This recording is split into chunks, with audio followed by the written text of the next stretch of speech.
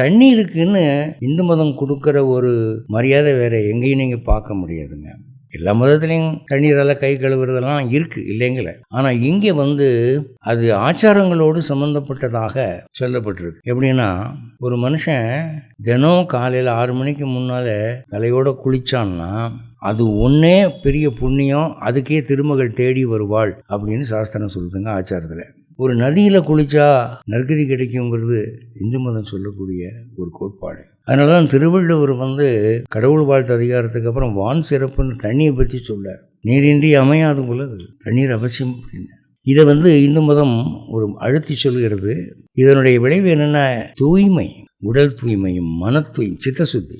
எத்தனை நாடுகளில் 10 நாளைக்கு ஒருக்கா குளிக்கிறாங்க, ஒரு மாதத்துக்கு ஒருக்கா குளிக்கிறாங்க.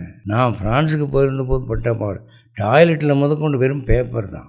அவங்க ஆர்கியூமெண்ட் என்ன, எதுக்காக குளிக்கணும்? வேர்க்கலை அழுக்கு டெபாசிட் ஆகலைங்கிற போது எதுக்காக குளிக்கணும்? பகவான் அந்த மாதிரி ஒரு நாடுகளை நம்ம படைக்கலை. ஜலத்தோடு நீரோடு அனுதினமும் தொடர்பு கொள்ளக்கூடிய ஒரு சமுதாயத்தில் நாம் பிறந்திருக்கிறோம்.